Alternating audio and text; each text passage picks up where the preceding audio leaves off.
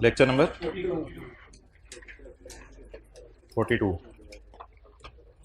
Okay अच्छा जी, वो अच्छा ये जो लीज की समरी मैं कह रहा था, वो जिस फॉर्म में मैं चाह रहा था उस फॉर्म में ज़रा हो नहीं पा रही, तो फिलहाल एक गुजारे की है मैंने, तो ये इंशाल्लाह मैं अपलोड कर दूंगा। थोड़ी सी डार्क है लेकिन ऑब्वियसली वो आप मोबाइल पर जूम इन जूम आउट करके देखेंगे आपको बिल्कुल सही नजर आ जाएगी, कोई मसला नहीं। तो ये लीज़ की समरी में लीज़ वाला जो पोर्शन है उसके नीचे जो है वो आज डाल दूंगा, जो लीज़ के नोट्स हैं, जितनी डायग्राम्स क्लास में बनाई थी, छपा गुजारा चल जाएगा।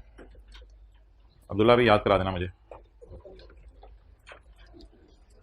अच्छा अब आप अब्दुल्ला बैठे रहो, अब आप निकालें पास पेपर का question number 2 IAS 12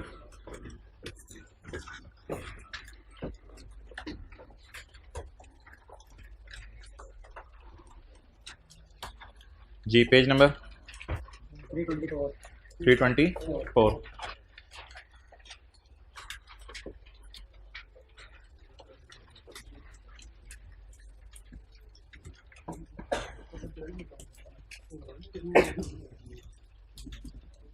apricot okay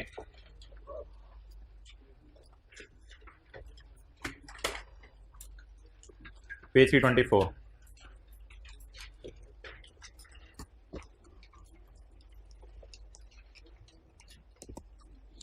The following information relates to Apricot Limited, a listed company for the year ended 31 December 2011। Requirement, prepare a note on taxation. इससे आगे ना पढ़ें, ये जब नोट इंशाल्लाह मैं बनाऊंगा तो आपको बता दूंगा आगे क्या लिखा हुआ है। किस साल का बनाना है? 31 दिसंबर 2011 का, इंक्लूडिंग कंपैरेटिव्स। तो फिर कितने साल का बनाना है? 2 साल का। 31 दिसंबर 11 का भी बनाना है और कंपैरिजन में कौन सा साल आएगा? 31 दिसंबर 10। ओके, प्रॉफिट बिफोर टैक्स बता दें कितने जी? 60 मिलियन और 45 मिलियन। शुरू करें।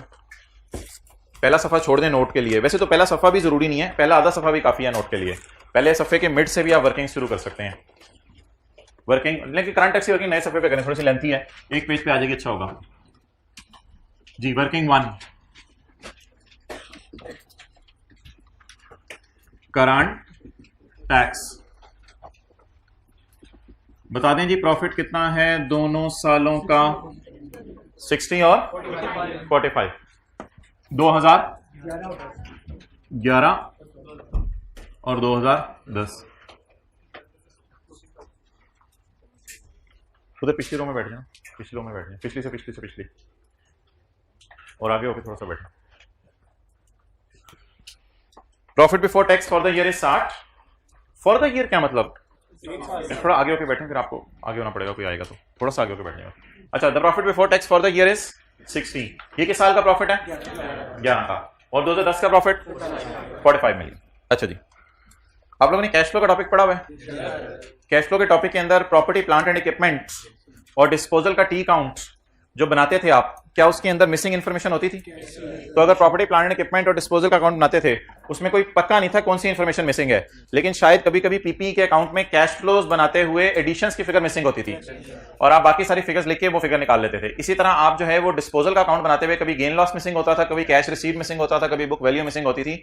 तो different information depending upon the data of question missing होती थी व्हाइल प्रिपेयरिंग कैश फ्लो। बिल्कुल उसी पैटर्न के ऊपर हमने पॉइंट 2 और 3 को इकट्ठा पढ़ना है और इकट्ठा पढ़ के हमने अकाउंट खोलने हैं। बस फर्क उधर कैश फ्लो में और ये है कि उधर पीपी का एक अकाउंट खुलता था, इधर पीपी के 2 अकाउंट खुलेंगे, एक अकाउंटिंग रूल्स वाला और एक टैक्स रूल्स वाला। ठीक है, आप इस पे आपने कैलकुलेटर रख लिया, इस पे आपने कैलकुलेटर रख लिया, मैं इधर बीम में जाऊं तो ये अकाउंटिंग रूल्स वाला पीपी अकाउंट बनेगा और एक टैक्स रूल्स वाला पीपी अकाउंट बनेगा। द अकाउंटिंग, अच्छा मैं 2 सालों का बनाऊंगा। किस साल का? 2010 का और 2011 का। अगर आपकी थोड़ी सी इजाजत हो ताकि व्हाइट बोर्ड पे उधर हम खुला खुला काम कर लेंगे, तो मैं अकाउंट्स जो है वो इधर बना देता हूं। कंट्रोल N, नई शीट खुल गई। अब्दुल्ला इसमें लाइनें लगती हैं, कहां से लगती हैं? व्यू, रूलर लाइंस, ये वाली। अच्छा, अब आप मुझे बता दें कि मैं 2 अकाउंट बनाने लगा हूं। वर्किंग कौन सी खोल ली है मैंने? वर्किंग नंबर कौन सी खोल ली है? वर्किंग 1। अब कौन सी वर्किंग मुझे खोलने की जरूरत है? Working number 2। दूसरा ले आओ लैपटॉप, पॉज करो। वर्किंग नंबर 2, पीपी का अकाउंट किन के मुताबिक?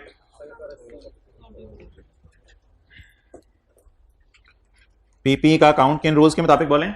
अकाउंटिंग रूल्स के मुताबिक। जी मुझे बताएं हमारे साल कितने हैं? 2, एक है 2010, एक है 2011। 2010 को मैं कहां से शुरू करूंगा? 1 जनवरी 10 से, और खत्म कहां करूंगा? बोले बोले बोले बोले बोले 31/12/10 पे। ये मेरा पहला साल हो जाएगा। दूसरा साल शुरू कब होगा? 1 जनवरी 11, और खत्म कब होगा? 31/12/11। ये अकाउंट किन रूल्स के मुताबिक बन जाएगा? अकाउंटिंग रूल्स के मुताबिक, यानी IFRS के मुताबिक। और ये वाला वर्किंग 3 एक और अकाउंट बनेगा PPE का, लेकिन वो भाईजान किन रूल्स के मुताबिक बनेगा? टैक्स रूल्स के मुताबिक। वो टैक्स रूल्स के मुताबिक बनेगा। बोलें जी 1 जनवरी 2010 BD आ जाएगा, और 31/12/2010 क्या आ जाएगा? CD आ जाएगा। इधर BD आ जाएगा, इधर CD आ जाएगा। फिर ये BD आ जाएगा। देखी जा रही हैं, साथ साथ नोट किए जा रहे हैं, देखी जा रहे हैं। माशाअल्लाह, सुभान अल्लाह, जज़ाकल्लाह। 31/12 इन्ना लिल्लाह, 31/12/11 कैरी डाउन। इन्ना लिल्लाह अफसोस की बात पे पढ़ते हैं, किसी के मरने पे नहीं पढ़ते। अच्छा जी, जरूर मरने पे भी पढ़ते हैं। अच्छा नाउ अब मुझे जो डाटा है सवाल का वो लिखवा दें, लेकिन उतनी देर में मैं कुछ आपसे भी आगे निकल जाऊं और वर्किंग 4 खोल लेता हूं। Disposal account. डिस्पोजल अकाउंट किन रूल्स के मुताबिक? अकाउंटिंग रूल्स के मुताबिक। और वर्किंग नंबर 5 डिस्पोजल अकाउंट किन रूल्स के मुताबिक? टैक्स रूल्स के मुताबिक। मेहरबानी। डिस्पोजल अकाउंट किन रूल्स के मुताबिक? टैक्स रूल्स के मुताबिक। यहां किन की बीवी आएगी? अकाउंटिंग वालों की बीवी आएगी। यहां किन की बीवी आएगी? टैक्स वालों की बीवी आएगी। ओके चलें जी, मिसिंग इन्फॉर्मेशन डलवाना शुरू करें। जो जो इन्फॉर्मेशन पहले अवेलेबल है वो डलवा दें। अभी कुछ हजरात नोट कर रहे हैं। कुछ हजरात ने इतना लंबा टी काउंट बना लिया कि ये आधे सफे पे ये टी काउंट ही चला गया है, हालांकि फिक्रें 2 2 3 3 आनी है। चलें जी, द अकाउंटिंग एंड टैक्स वालों की बीवी, लेकिन हमने दोनों को अलग अलग लेके जाना है। सवाल में इकट्ठी दी हुई है बीवियां। द अकाउंटिंग एंड टैक्स वालों की बीवी as on 31 December 10। As on balance sheet type चीज है या P&L टाइप चीज है? Balance sheet type. Was 95 and 90। किस साल की? 31/12/10 की। यहां डाल दूं इसको? नजर नहीं आ रहा, अभी मैं बताता हूं। यहां पे कर दूं? 95 है, और उधर कितनी है? दोनों की बीवियां डिफरेंट है ऑब्वियसली। वो 95 है और ये 90 है। और ये CD क्या बन जाएगी? जो कैरी डाउन बीवी होगी वही ब्रॉड डाउन बीवी होगी। सॉरी, 95 और 90। डन। चलें जी, अगली फिगर क्या दी हुई है? Accounting depreciation for the year is ₹10। For the year कौन सा साल है? अच्छा गए आप। फॉर द ईयर कौन सा साल है? Accounting depreciation for the year is 10। तसल्ली से एक एक क्लियर करके चलें। Accounting depreciation for the year is 10। यहां डाल दूं? ये काउंट आपको रिवाइज करवाया था मैंने। ये accounting depreciation for the year is 10 11 की है, तो ये 11 की 2011 के डेप्रिसिएशन बता दें। डेप्रिसिएशन कितने रुपए? 10 रुपए। ये किस साल की डेप्रिसिएशन है? 11 की। और आगे बताएं। और नहीं सबर ना, पहले ब्रैकेट वाला पूरा करो। 2010 में अकाउंटिंग वालों ने कितने मिलियन डेप्रिशिएट किया? तो ये किस साल की डेप्रिसिएशन हो गई? 2010 की। कितनी? डन जी, आगे चलें। आगे आगे आगे, हिम्मत, हौसला, जज्बा। वेयर एज टैक्स वालों की डेप्रिसिएशन इस साल की कितनी है? 8 मिलियन। और पिछले साल की 7 मिलियन। तो इस साल की बताएं मुझे। 8 मिलियन। डेप्री यहां पे लिखने की जरूरत नहीं, टैक्स डेप्रिसिएशन, बस ये डेप्रिसिएशन है। ठीक है, अब्दुल्ला बता दें कितने? 8। और इधर डेप्रिसिएशन 7। डन। चलें जी, आगे चलें। हो सकता है कोई एडिशन डिस्पोजल हो, अभी किसी नतीजे पे ना पहुंचे, फिगर्स को बैलेंसिंग ना निकालें। ड्यूरिंग द ईयर कौन सा साल? During the year 2011। AL sold a machine for 3 million. AL sold a machine for 3 million. ये क्या आया? कैश आया। अच्छा, डिस्पोजल अकाउंट में एक ही साल का बना रहा हूं, सिर्फ 2011 का, क्योंकि 2010 में डिस्पोजल नहीं आई। तो कैश यहां डालते हैं अकाउंट में, याद आ रहा है कितना? 3। इधर भी डाल दूं कैश 3? हाँ, नहीं यार, टैक्स वाले भी यही कहेंगे 3 का एसेट बिका है। एसेट बिकने में तो इख्तलाफ नहीं, मैंने कहा था बीवी में इख्तलाफ होगा। अकाउंटिंग और टैक्स वालों की बीवी डिफरेंट होगी, लेकिन जहां कैश इन्वॉल्व हो जाए ना, वहां किस चीज का इख्तलाफ? टैक्स वाले कहेंगे हमने कितने का बेचा? 3 का। अकाउंटिंग वाले कहेंगे हाँ हमने भी बेचा 3 का, लेकिन दोनों की बीवियां क्या होंगी? डिफरेंट होंगी, इसलिए दोनों का गेन लॉस डिफरेंट आएगा। तो गेन लॉस दोनों का डिफरेंट आएगा, लेकिन दोनों का कैश रिसीव तो क्या होगा? सेम होगा। तो बोले जी एसेट बेच के कितने पैसे आए 3 मिलियन। ये हम दो दो दफा क्यों लिख रहे हैं? FR1 में कैश फ्लो में तो एक दफा लिखते थे।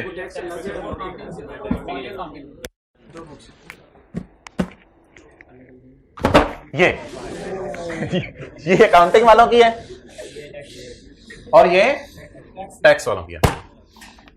चलें जी आगे। आगे क्या गिवन है सवाल में? During the year AL sold a machine for 3 million and recorded a gain of 0.5। ये गेन अकाउंटिंग रूल्स वाला होगा टैक्स रूल्स वाला होगा? भाई जो रिकॉर्ड होता है ना गेन, वो अकाउंटिंग वाला गेन होता है, फिर बाद में हमें उल्टाना पड़ता है। तो याद रखिएगा जब भी साइलेंट हो तो ये जो चीजें हैं अकाउंटिंग वालों की होंगी। And recorded a gain of 0.5, लेकिन टैक्स वालों का गेन नहीं 0.5 ले लेना, क्योंकि गेन टैक्स वालों का WDV निकलेगी तो पता चलेगा। तो अभी बता दें गेन कितना आया, किन रूल्स के मुताबिक? अकाउंटिंग रूल्स के मुताबिक। P&L क्रेडिट तो डिस्पोजल अकाउंट डेबिट, तो गेन जो है अकाउंटिंग वालों का बोल दें 0.5 आ गया। जी बिल्कुल, छोटी सी निच लिया भाई ने, रज के लिया करो। अच्छा तो आफ्टर दिस निची लेट्स मूव नेक्स्ट। करीब वाली है the tax WDV of the machine. अच्छा किसी को लफ्ज बुरा लगता है तो इग्नोर कर दिया करे, इधर देख ले।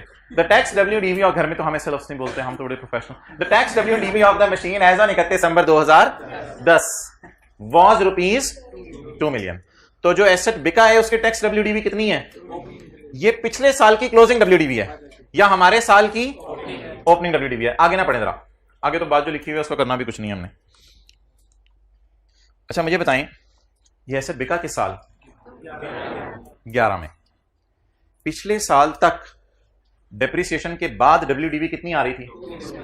तो इस साल किस महीने बिका? नहीं बताया हुआ, नहीं बताया हुआ। इस साल किस महीने बिका नहीं बताया हुआ। अगर हमें बता देता कि मार्च 11 में बिका मिसाल के तौर पे, तो फिर हम 10 के आगे इस WDV को और नीचे लेके जाते, इस WDV को और कम करते और इसमें से 3 महीने के डेप्रिसिएशन माइनस करते। लेकिन सवाल ने ना हमें डेट ऑफ सेल बताई है, सवाल ने ना हमें डेप्रिसिएशन का रेट बताया है। इन दोनों डेटे के मिसिंग होने की वजह से मैं WDV को फर्दर डेप्रिशिएट करना भी चाहूं तो नहीं कर सकता। इसलिए मजबूरन मैं इसी WDV को ले लेता हूं। शायद हमारा एसेट साल के पहले दिन बिक गया हो, 1 जनवरी 11 की सुबह सुबह बिक गया हो, इस वजह से सवाल ने आगे कोई गाइडेंस अवेलेबल नहीं की, तो इसलिए मजबूरन इसी WDV को ले लेते हैं। ये पिछले साल की क्लोजिंग भी है और हमारे साल की ओपनिंग भी है, लेकिन असूली तौर पर आपको पता है WDV डेट ऑफ सेल की लेते हैं, लेकिन डेट ऑफ सेल उसने दी नहीं हुई, इसलिए इस WDV को फर्दर मैं गिरा नहीं रहा। BV को गिराऊंगा तो परेशान हो जाएगी, क्योंकि अभी सॉरी तो ये होना नहीं चाहिए ऐसे। अच्छा तो ये 2 मिलियन जो है इसको फर्दर डेप्रिशिएट क्यों नहीं किया जा सकता? बोले बोले बोले बोले बोले। नबी सल्लल्लाहु अलैहि वसल्लम ने जिंदगी में जंग के अलावा कभी किसी को हाथ से नहीं मारा। ये जो हाथ चला रहे होते हैं ना छोटी छोटी बातों पे, ये ना किया करें और हाथों को अपने कंट्रोल में रखा करें। चलें जी आप बता दें क्या है ये? क्या था ये? क्या था? टैक्स वालों की WDV। वाज़े लिखा हुआ है टैक्स वालों की WDV है। The tax WDV of the machinery was 2 million. आपको पता है BV यहां आती है कितना?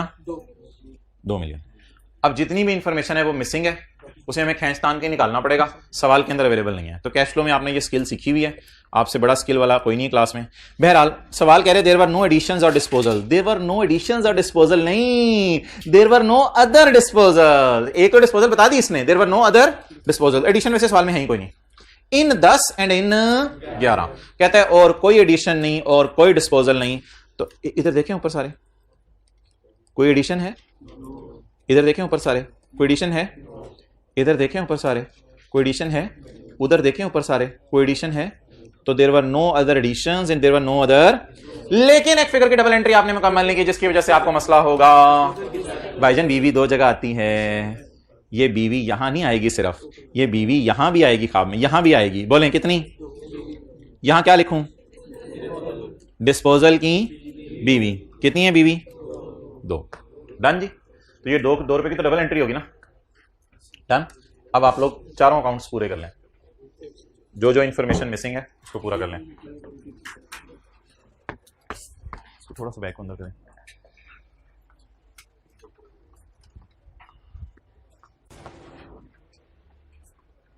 जी अहमद आपके साथ वाले भाई की फिगर चेक करने आ रहा हूं मैं।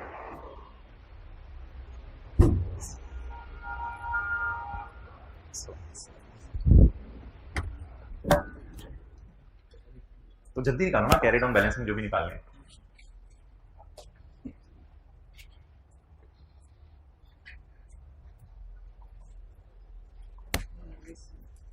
इधर शिफ्ट करवाओ दरमियान में।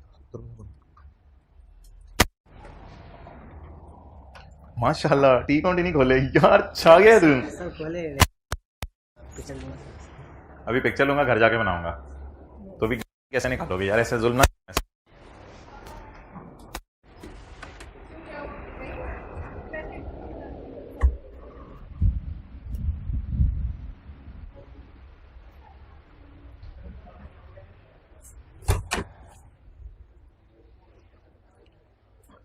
Okay, so hold down the purple marker and calculate the missing figures.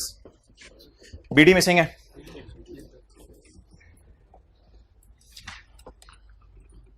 Purple ji, balancing बोलें। हाँ जी 104। बैलेंसिंग बोलें 90। भैया सारे काम छोड़ के इधर देखना है अब आपने, मौका खत्म हो गया। 97। अच्छा, इधर आपको अगर जहन में हो कि एक डिस्पोजल भी हमने डालनी है। क्यों डालनी है डिस्पोजल? क्योंकि यार अकाउंटिंग वालों ने भी डिस्पोजल बुक करनी होती है, टैक्स वालों ने भी डिस्पोजल बुक करनी होती है। तो यहां पे क्या डालनी है हमने? डिस्पोजल डालनी है। ये डिस्पोजल क्या आएगी मेरी? बैलेंसिंग। ये क्या आएगी? नहीं, बैलेंसिंग नहीं आएगी। क्यों नहीं बैलेंसिंग आएगी? क्योंकि इस अकाउंट में ऑलरेडी कैरी डाउन में मिसिंग है। तो अब क्या करें, ये जो अकाउंट है इसमें आपको पता है 3 चीजें आती हैं सिर्फ। कैश आता है, बीवी आती है, और कैश और बीवी का डिफरेंस गेन या लॉस आता है। तो इस अकाउंट में बता दें क्या आ रहा है, कैश और गेन आ रहा है, तो इनका डिफरेंस क्या आ जाएगा? बीवी। अकाउंटिंग वालों की बीवी सवाल में गिवन नहीं थी, तो अकाउंटिंग वालों की बीवी कितनी निकल आई? ये 2.5 अकाउंटिंग वालों की बीवी है बिके हुए एसेट की। इस 2.5 को यहां से निकाला और वर्किंग 2 में जाके वर्किंग 4 के नाम से डाला। कितनी है जी? 2.5। अब कैरी डाउन बैलेंसिंग बताएं। 82.5 डन। आप थोड़ा सा साइड पे हो जाएं, अकाउंटिंग वालों की बीवी कह रही है जगह नहीं मिल रही। आप जरा अकाउंटिंग वालों की बीवी को प्रोटोकॉल दें। 82.5 और डिस्पोजल्स की बीवी 2 और 82.5 क्या आई है? बैलेंसिंग आई है। डन जी। तो किनके वाले अकाउंट पूरे हो गए? तो अब आप लाइन इधर लगा दें। अब किसका अकाउंट शुरू होने लगा? टैक्स वालों का। टैक्स वालों की बीवी तो बिके हुए एसेट्स की मौजूद है इधर, तो 90 - 8 - 2 80। बैलेंसिंग आ गई 80। और इधर क्या बैलेंसिंग आएगा? याद रखिएगा डिस्पोजल अकाउंट में से 3 चीजें आती हैं। बीवी आती है, कैश आता है, और बीवी और कैश में अगर लड़ाई हो जाए तो फिर गेन लॉस आ जाता है। तो ऐसा ही है ना? तो बता दें आप क्या आ रहा है? गेन आ रहा है। कितने का? 1 का गेन आ रहा है। करंट टैक्स में क्या क्या जाना है? ये जाएगा अकाउंटिंग वालों की डेप्शन जाएगी, अकाउंटिंग वालों की डेप्शन जाएगी करंट टैक्स में, टैक्स वालों की डेप्शन जाएगी करंट टैक्स में, टैक्स वालों की डेप्शन जाएगी करंट टैक्स में, अकाउंटिंग वालों का गेन जाएगा करंट टैक्स में, अकाउंटिंग वालों का सॉरी टैक्स वालों का गेन जाएगा करंट टैक्स में। ये सारी फिगर्स कहां चली जाएंगी? करंट टैक्स में। करंट टैक्स में जो फिगर्स उल्टानी हैं वो मैं येलो से लिखे रहने दे रहा हूं, जो रिकॉर्ड करनी है उनका मैं कलर चेंज करने लगा हूं। क्या ये रिकॉर्ड करनी है? क्या ये रिकॉर्ड करनी है? क्या ये रिकॉर्ड करनी है? तो क्या करेंगे? अकाउंटिंग डेप्रिसिएशंस और अकाउंटिंग गेन्स उल्टाएंगे और टैक्स डेप्रिसिएशंस और टैक्स गेन रिकॉर्ड करेंगे। अच्छा जरा बताते रहें कि अकाउंटिंग वालों की डेप्रिसिएशन उल्टाएंगे कैसे? ऐड करके। और अकाउंटिंग वालों का गेन कैसे उल्टाएंगे? लेस करके। इस पे काफी लंबी बात होगी हुई है क्लास में। टैक्स वालों की डेप्रिसिएशन उल्टाएंगे कैसे? सॉरी, रिकॉर्ड कैसे करेंगे? लेस करके। और टैक्स वालों का गेन रिकॉर्ड कैसे करेंगे? ऐड करके। अभी मैंने कैरिंग अमाउंट और टैक्स WDVs की बात नहीं की, वो कैरी डाउन्स वगैरह वो फिर कोई और वर्किंग होगी, वो करंट टैक्स की वर्किंग नहीं है। तो फिलहाल जरा मुझे करंट टैक्स की वर्किंग इसकी पूरी करवा दें। चलें जी, कुछ चीजें क्या करनी है? ऐड, और कुछ चीजें लेस। ऐड में जगह हाँ छोड़ ही देते हैं, 4-5 लाइनें तो छोड़ दें। अच्छा जी, चलें जी। अकाउंटिंग वालों की डेप्रिसिएशन, अकाउंटिंग वालों की डेप्रिसिएशन ये पिछले साल की उल्टानी है, ये हमारे साल की उल्टानी है। ये पिछले साल की उल्टा दी, ये हमारे साल की उल्टा दी। इसके बिल मुकाबले टैक्स वाले क्या माइनस करने देंगे? इसका मतलब है ये परमानेंट डिफरेंस नहीं है, इसकी बजाय ये माइनस कर लो तो ये टेम्परेरी सा डिफरेंस है जी। इधर क्या और इधर 8। ओके नेक्स्ट 7 और 8 माइनस कर दी। Disposal account debit gain credit, तो ये गेन आ रहा है, गेन को क्या करें उल्टाएं। गेन को उल्टा कैसे सकते हैं, लेस करके। क्या नाम रखें इसका, अकाउंटिंग वालों का गेन। अकाउंटिंग वालों का गेन 2010 में नहीं है, अकाउंटिंग वालों का गेन उल्टाएं। ओके इनके वाला गेन डालें टैक्स वालों का, कितना। देखिए दोनों की बीवी डिफरेंट थी ना, हर एक की अपनी अपनी बीवी, दोनों की बीवी डिफरेंट थी, तो दोनों का गेन भी क्या आ गया, डिफरेंट आ गया। किनके वाला गेन रिकॉर्ड करें, टैक्स वालों का गेन रिकॉर्ड करें। Tax gain 1। ठीक है, बात होगी आपकी उससे, गपशप लगी। चलो मेरा कोई दोस्त नहीं क्लास में, मैं बोर हूँ। अच्छा चलिए जी अगली एडजस्टमेंट पढ़ें। मैं आपको करंट टैक्स की वर्किंग पहले पूरी करवाऊंगा, फिर डेफर्ड टैक्स की तरफ मूव करूंगा। एएल अर्न कर ले नोट, किसी ने करना है तो, हम लोग सो जाते हैं थोड़ी देर। चलें जी आप पॉइंट नंबर 4 की तरफ आ जाएं। IAS 21 का टेस्ट दे दिए, टेस्ट नंबर 4, पूरे नंबर भी आ सकते हैं किसी के। अच्छा point number 4, AL earn capital gain income of, कहते हैं एमसीक्यूज में, बाकियों में भी। अच्छा AL earn capital gain income of 6 million. AL ने एमसीक्यूज में काफी बोंगी ऑप्शंस भी दी हुई थी, अजीब अजीब सी। अच्छा आप बता रहे हैं कि दिया टेस्ट, ठीक है। एएल अर्न कैपिटल गेन, तूने नहीं दिया, नहीं दिया, जुबान अंदर कर, नहीं दिया ना। AL earn capital gain income of 6 million. पिछले साल कितनी कमाई थी, पिछले साल 0 कमाई थी, इस साल कितनी कमाई है 6। हाजिर बादशाह करें क्लास में, on sale of shares of a listed company, तो the income is exempt from tax. अब जो लोग जिनके दिमागों पे टैक्स चढ़ा हुआ है वो तो ये कहेंगे कि लिस्टेड कंपनी के शेयर्स बेचे हैं, सिक्योरिटीज हैं, ये तो सेपरेट ब्लॉक है, इस पे तो 12.5% रेट था, जिन पे टैक्स चढ़ा हुआ है वो पता नहीं इस तरह की बातें करेंगे। तो भाई दीवाने हो गए, सवाल बताया करेगा। आपने कैफ 2 जो पढ़ी हुई है उसको भूल जाए बिल्कुल, कैफ 2 में जितने कॉन्सेप्ट्स हैं उनको भूल जाए, सवाल खुद अपने रूल बनाएगा, हम अपने रूल खुद बनाते हैं। अच्छा एएल अर्न, वापस आ जाओ, AL earn capital gain income of 6 million. This income is exempt from tax, किसने बोला है, दूर बैठा कर। This income is exempt from tax, किसने बोला है, टैक्स वालों ने। This income is exempt from tax, तो इस इनकम पे टैक्स नहीं लगाना। तो मुझे बता दें इस इनकम को अदर इनकम में पड़ी होगी, तो पड़ी हुई चीज को कैसे बाहर निकाला जा सकता है, लेस करके। वो किधर है, पड़ी हुई चीज को कैसे बाहर निकाला जा सकता है, लेस करके। ये पहले दिन भी हमने एग्रीकल्चर इनकम किया था, लेस कौन सी इनकम, एग्जेम्प्ट इनकम। हाइब्रिड वाले हाथ खड़ा करके बताएं, मार्कर का नीलापन नजर आ रहा है आपको, ओके वेल डन। आखिरी लोगों ने खड़ा कर दिया, बाकी छोड़े पड़े। एग्जेम्प्ट इनकम बोले 6, इसको क्या कर दें, लेस कर दें, क्योंकि इनकम प्रॉफिट तक पहुंचते हुए ऐड हो चुकी, तो ऐड हुई भी चीज को बाहर निकालने का तरीका लेस कर दें। बड़ा मजे का है, आगे चलें। अच्छा वो प्रोविजन फॉर डाउटफुल डेट के अकाउंट का जो फॉर्मेट है वो जरा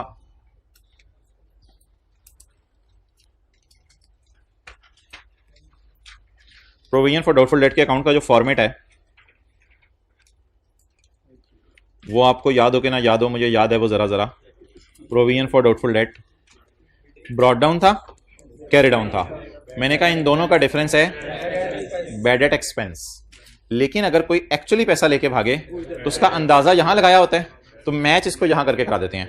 तो जो अगली चीज आती है यहां पे वो आती है बैड डेट रिटर्न ऑफ। तो it is the complete format. कल मैंने पहले साल में ये डाला था, फिर दूसरे साल में ये भी डाल के आपको दिखाया था।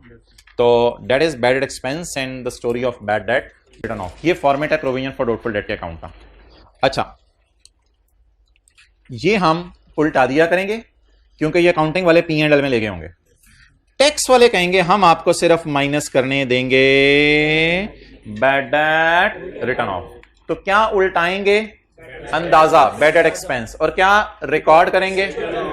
तो इसमें कोई दो अकाउंट नहीं बनेंगे, प्रोविजंस के ना दो अकाउंट नहीं बनते, प्रोविजन का बस एक ही अकाउंट बनेगा। और ये जो मैंने अकाउंट बनाया है, ये अकाउंट जो है वो IFRS की रोशनी में है। ये अकाउंट किसकी रोशनी में, इसी अकाउंट से दोनों चीजें निकल आया करेंगी इसी अकाउंट से, दोनों चीजें निकल आया करेंगी। पीपी के अकाउंट तो दो दो बनाने पड़े हैं, तो अलग अलग अकाउंट बना के चीजें निकालनी पड़ी हैं, लेकिन इसमें जो आईएफआरएस वाला अकाउंट बनेगा इंशाल्लाह उसी से हमारा गुजारा चल जाया करेगा। अच्छा जी, इसकी लॉजिक्स के ऊपर काफी डिटेल से डिस्कशन हो गई थी। अभी जो मैं आपको इन्फॉर्मेशन हाईलाइट कर रहा हूं, उस इन्फॉर्मेशन को हाईलाइट करके मैं आपको 2 मिनट दे रहा हूं। आप हजरात ने जो है वो मुझे बना देना है प्रोविजन फॉर डाउटफुल डेट का अकाउंट 2 सालों का। ये जो मैंने बाद में हाईलाइट किया है, इस इंफॉर्मेशन को जरा पहले पढ़ लें। VII नहीं, VII पूरा क्यों पढ़े हैं? जितना मैंने येलो किया हुआ वो पढ़ें। चलें जी, प्रोविजन फॉर डाउटफुल डेट का अकाउंट बना दें। ओ भाईजान ये बीडी है ना यार, बीडी है, बीडी पकड़े और शुरू करें सवाल। अच्छा यार एक बात याद रखिएगा, इधर देखें, इधर इधर सारे जरा, इसके साथ ना एज ऑन लिखा होगा पेपर में, एज ऑन ब्रॉट डाउन, और इसके साथ भी एज ऑन लिखा होगा, और इसके साथ और इसके साथ फॉर द ईयर लिखा होगा। ये अकाउंटिंग वालों के P&L में जाते हैं और ये टैक्स वालों के P&L में जाता है। तो ये दोनों एज ऑन टाइप चीजें होंगी और ये दोनों फॉर द ईयर टाइप चीजें होंगी। तो आखिरी हिंट आपको देना था वो दे दिया। अब भी अगर आप प्रोविजन फॉर डाउटफुल डेट का अकाउंट नहीं बना सकते तो दरवाजा आपके लिए खोला जा रहा है।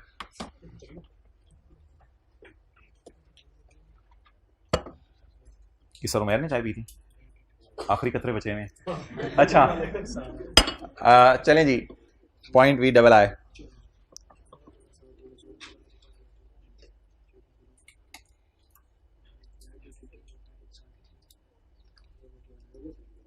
व्हाइट और ब्लैक शर्ट, आपका नाम क्या है? सामा, बड़ी हिम्मत चाहिए छुट्टी करने के लिए। मैं कभी कभी सोचता हूँ ना, ऐसी कभी सोचूं कि छुट्टी करनी है तो मेरे तो सही मेरे रोंगटे खड़े हो जाते हैं यार, छुट्टी क्या मतलब, कैसे? मेरे से तो नहीं होती। ठीक है, आपने मेरी क्लास ले ली है, ठीक है, टीचर की क्लास नहीं लेते। अच्छा डन हो गया जी, बन गया 2 सालों का अकाउंट।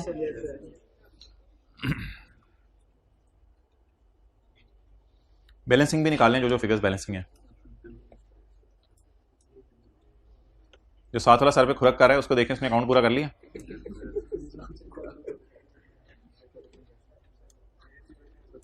गाइस खुरक मीन इचिंग नहीं, इचिंग तो खारिश होगा, खुरक कुछ और होगा। Removing the itching. अच्छा, वर्किंग नंबर 6 ये किन के मुताबिक बनाने लगा हूं मैं? सिर्फ अकाउंटिंग वालों के मुताबिक। कौन सा अकाउंट? प्रोविजन फॉर बाबा जी नहीं, प्रोविजन फॉर डाउटफुल डेट। अच्छा जी, मुझे बताएं इसमें ओपनिंग क्या होगा? 1 जनवरी 10 बीडी आएगा, और 31/12/10 क्या आएगा? सीडी आएगा। फिर सीट बेल्ट लगा के क्लोज कर देंगे। फिर 1 जनवरी 11 बीडी आएगा बबलू, फिर 31/12/11 भालू कैरी डाउन आ जाएगा। अच्छा जी, इसके बाद मैं जामनी से लिख रहा हूं जामन, बैड डेट एक्सपेंस, और इधर क्या लिखने लगा हूं? Bad debt written off, bad debt expense for 2011, और इधर क्या आएगा? Bad debt written off for 2011। चलें जी, provision for bad debt as on 31/9। 31/9 का मतलब होता है, कायदे आजम ने कहा था 1 जनवरी 10 इज ₹9 मिलियन। तो 31/12/9 का मतलब वही है। कितना आ गया जी? ये 9 मिलियन। डन, आगे चलें। Bad debt expense recorded, record accounting वाले करते हैं, रिकॉर्डेड इन P&L वॉज 5। इस साल कितना बैड डेट एक्सपेंस है? 5 इस साल, और पिछले साल 7। 5 और 7 ये क्या है? Expense for the year type चीज है या एज ऑन टाइप चीज है? ड्यूरिंग द ईयर लिखा हुआ है ना, तो ये फॉर द ईयर टाइप चीज है। तो bad debt expense for the year कितना? इधर ऊपर कितना लिखना है? 7, और नीचे 5। डन, आगे चलें। बैड डेट रिटर्न ऑफ पिछले साल कितने? 4, इस साल 3। ये भी P&L टाइप चीज है बिल्कुल जी, ड्यूरिंग द ईयर, लेकिन ये टैक्स वालों के मुताबिक है। वो टैक्स वालों के मुताबिक तो नहीं, अकाउंटिंग वालों ने भी बैड डेट राइट ऑफ इतना ही किया है, लेकिन टैक्स वाले इसको खर्चा मानेंगे जी। बैड डेट रिटर्न ऑफ 4 और 3, ये अकाउंट का फॉर्मेट होगा। अच्छा यार, ये अकाउंट बताता क्या है? हमने अंदाजा लगाया था साल के शुरू में कि 9 लेके भागेंगे। इस साल भी सेल की होगी हमने, तो हमने फर्दर अंदाजा लगाया कि 7 और लेके भागेंगे। 9 जमा 7 16, 16 में से कितने भाग गए, बाकी इंशाल्लाह भागेंगे।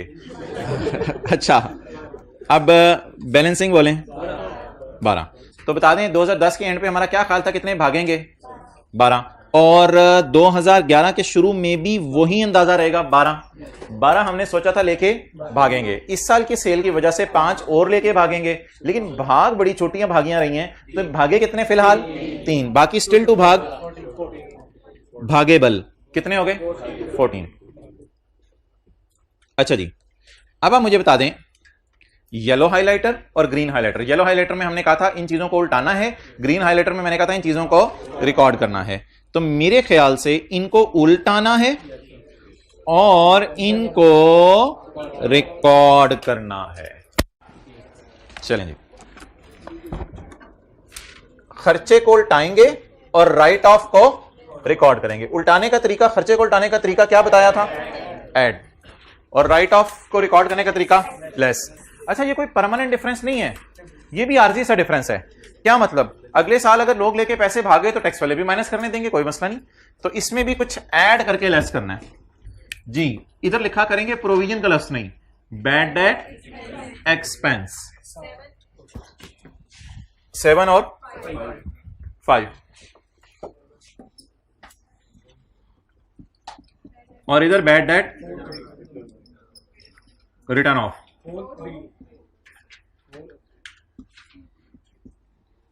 4 और 3।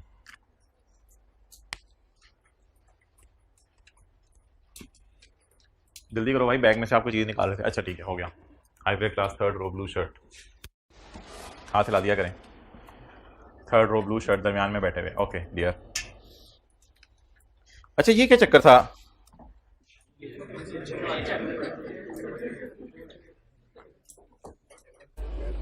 अच्छा एक भाई ने सवाल पूछा है कि अकाउंटिंग वालों ने P&L में ये 7 डाला होगा या 4 डाला होगा। मेरे भाई इसीलिए ना कल मैंने आपको वाज़े तौर पर टी काउंट्स भी बनवा दिए थे और एंट्रीज भी करवा दी थी, लेकिन इनके सवाल के बाद मैं सोच रहा हूँ एक दफ़ा ज़रा आपको मैं दोबारा बता दूँ पूरी कहानी। मैं सिर्फ आपको ये कहानी बताने लगा हूँ 2010 के बारे में। 2010 का जो P&L है ना, उसमें गया होगा 7, और इसकी एंट्री कल मैंने आपको करवाई थी। मैंने कहा था इसकी डबल एंट्री याद रखिएगा, provision credit bad debt expense debit type कोई चीज थी। तो ये इसकी डबल एंट्री थी, एक चीज इसके P&L के मुंह पे आ जाती है और दूसरी चीज यहां आ जाती है। ये जो 4 है ना, ये नहीं जाता कहीं P&L में। ये जो 2010 का बना होगा ना डेटर अकाउंट, 2010 का क्या बना होगा, उस डेटर अकाउंट में ये 4 आया होगा। तो अगर इस 4 को देखो तो ये 4 डेटर की क्रेडिट में जा रहा है और प्रोविजन की डेबिट में जा रहा है, ना कि P&L में। बट अगर इस 7 को देखूं तो ये 7 P&L में खर्चे के तौर पे बुक हो रहा है और दूसरी साइड पे इस अकाउंट में आ रहा है। इसलिए ऐसी जरा भाई ने बात पूछी तो मैंने कहा बता दूं। तो बता दें अकाउंटिंग वाले P&L में क्या लेके गए होंगे। कल मैंने ब्रैकेट में यहां P&L भी लिख दिया था, आज शायद लिखना भूल गया जिस वजह से मजा नहीं आया इनको। तो P&L में 7 और 5 गया है, लेकिन डेटर अकाउंट की क्रेडिट पे ये किया। अच्छा, अब अकाउंटिंग वाले कहते हैं कि भाईजान जो भी अंदाजा है वो बुक करो। टैक्स वाले कहते हैं अंदाजा ना देखो, एक्चुअली जो डेटर अकाउंट में क्रेडिट हुए पैसे लेके भागे ये वो है। और अकाउंटिंग वाले इस 4 को इसलिए खर्चा बुक नहीं करते कि ये 9 का ऑलरेडी को बुक हो चुका है, उसके अगेंस्ट भाग रहे हैं, तो दोबारा अकाउंटिंग वाले बुक नहीं करते, इसलिए 4 खर्चे में नहीं गया हुआ। तो अब ये अकाउंट बना तो अकाउंटिंग वाले मुताबिक है, लेकिन लकीली इसमें से दोनों फिगर्स निकल आई हैं। तो टैक्स वाले कितना माइनस करने देंगे 4, अकाउंटिंग वाले 7 कर चुके हैं माइनस। अब क्या करना पड़ेगा, 7 को ऐड करना पड़ेगा और 4 को माइनस करना पड़ेगा। आगे देखें क्या रह गया सवाल में, कुछ भी नहीं रह गया। बाकी मैंने पॉइंट VII मुझे पता है, मैंने पूरा पढ़ा नहीं है। VIII होना चाहिए था, ये वाला होना चाहिए था VIII। अच्छा, ये वाला पॉइंट पढ़ें जी, कंपनी का assessed brought forward loss. Assess ये होता है कि आप दावा करते हैं मेरा इतना लॉस है, और FBR वाले उसे मान लेते हैं कि ये आपका लॉस है। इसे कहते हैं असेस कर लिया है। जिन्होंने टैक्स पढ़ा हुआ है, एज्यूम्ड असेसमेंट का यही मतलब होता था कि हमने टैक्स इतना कहा कि हमारा इतना लॉस है, टैक्स वालों ने असेस करके बता दिया कि इतना लॉस है। ये जो असेस का लफ्ज है ना, ये असेस का लफ्ज ये टैक्स वाले यूज करते हैं। कौन यूज करते हैं? टैक्स वाले। टैक्स वाले कहते हैं हम मानते हैं कि आपका 2009 में क्या आया था? लॉस आया था। ब्रॉड फॉरवर्ड लॉस इसलिए लिखा हुआ लॉस, हालांकि ये कैरी डाउन लॉस है 2009 का। ब्रॉड फॉरवर्ड इसलिए लिखा हुआ है ताकि हम 2010 के शुरू में से ब्रॉड फॉरवर्ड का नाम दे दें। तो बता दें टैक्स वालों की नजर में हमारा पिछले साल का लॉस कितना है। अब मैं आपको एक चीज समझाने लगा हूं। शायद कहानी ये थी कि 2009 में कोई टैक्सेबल प्रॉफिट टाइप चीज थी, बल्कि आया था टैक्सेबल लॉस टाइप कोई चीज आई थी। जब पिछले साल लॉस आया होगा तो हमने टैक्स पे नहीं किया होगा, टैक्स पे नहीं किया होगा। अब एक रूल है टैक्स लॉ में जो मैं आपको बताने लगा हूं। टैक्स वाले बहुत ही मेहरबान है, बिजनेसमैन को डिस्करेज नहीं करते। बिजनेसमैन को कहते हैं भाई अगर आपका लॉस आ गया कोई मसला नहीं, आप लॉस अगले साल माइनस कर लो, कोई मसला नहीं, अगले साल माइनस कर लो, कोई मसला नहीं, फिर भी माइनस ना हो अगले साल माइनस कर लो। तो लॉ नहीं ऐसा कोई आप अगर लफ्ज बोल रहे हैं तो वो टैक्स की किताब में आपने पढ़ा होगा, वो कम से कम हमारे इधर के सिलेबस में नहीं है। तो कुछ 6 साल की मुझे आवाज आई थी, ये पता नहीं किसने क्यों बोला है, मुझे आई डोंट नो। तो हमारे अपने रूल होंगे, इधर बताया गया। तो टैक्स के मुताबिक क्या आया? वो लॉस हम जिस साल माइनस नहीं, जिस साल इस लॉस से कोई बेनिफिट होना चाहिए था, बेनिफिट क्या होना चाहिए था? लॉस आया तो हुकूमत हमें टैक्स देती, लेकिन हुकूमत कहती है ऐसा ना करो, अगले साल अगर तुम्हें प्रॉफिट आ गया तो उतनी तुम्हें बचत करवा देंगे, उतनी तुम्हें बचत करवा देंगे। अब मुझे बताएं पुराने लॉस का मैं क्या सलूक करूं? लॉस को किसके अगेंस्ट खड़ा करूं? प्रॉफिट के अगेंस्ट। अच्छा लॉस किस साल का है? 9 का है, 10 का है, 11 का है? लॉस किस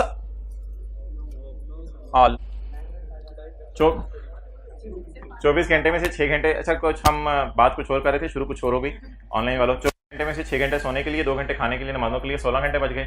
16 घंटे में से आधा घंटा तिलावत के लिए और 6 घंटे क्लास से मैं टेस्ट हो गया, पीछे 9:30 बज गए, तो 9.5 घंटे हो गए। अब 9.5 घंटे में अगर आप हर सब्जेक्ट को 3-3 घंटे भी दें तो ना टाइम है, खुला टाइम है यार। अभी से सीरियस हो जाएं। आने जाने का टाइम 6 घंटे डाल तो दिए इसके, 6 घंटे क्लासेस के 6 घंटे नहीं है ना, 6 से कम होती हैं। ओके अच्छा भाई ये क्या नाम है इनका? दानिश पोवल ऐसी। अच्छा मोहतरम 2009 में क्या आया है? लॉस आया है। अब जो 2009 में लॉस आया है, इस लॉस को हम इस्तेमाल करेंगे किस में? 2010 के प्रॉफिट में से माइनस करेंगे। लेकिन पहले 2010 का जरा टैक्सेबल प्रॉफिट निकल तो आए। तो आप यहां पे खड़े होकर मुझे 2010 की बताने फिगर कितनी है? 50 और ये 58.5। एक और नया लेस में डालने लगा हूं इधर, ब्रॉट फॉरवर्ड लॉस। प्रॉफिट में प्रॉफिट जमा होता है लेकिन लॉस प्रॉफिट में से क्या होगा? माइनस होगा। ये एक बेनिफिट है, बहुत बड़ी ऑफर है टैक्स वालों की तरफ से। Brought forward loss of 2009 should be deducted from 2000 चल पड़ा of 2009 should be deducted from 2010। बोले 19.25। अच्छा इतना प्रॉफिट था कि सारा लॉस माइनस हो गया या अभी भी कोई लॉस बचा हुआ है? बल्कि प्रॉफिट बचा हुआ है 30.75। अब इधर तो कोई चक्कर ही नहीं कुछ।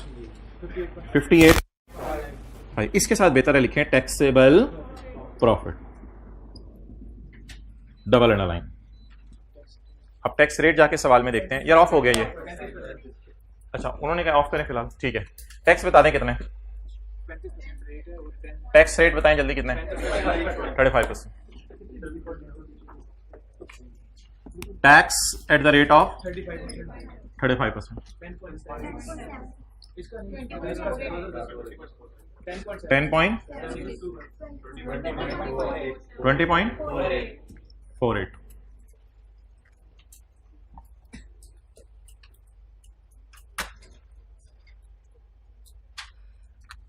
हाँ जी क्या? एंट्री जबरदस्त एंट्री 2010 और 2011। Current tax expense debit, current tax payable credit 10 point. ये एंट्रीज के कोई मार्क्स नहीं होंगे पेपर में क्योंकि उसने मांगी नहीं, लेकिन हम अपने वैसे रिवीजन के लिए current tax expense debit, current tax payable credit 20.48। अब ये डिस्टॉर्शन सी आ गई होगी, इस डिस्टॉर्शन को इंशाल्लाह हम रिमूव करेंगे।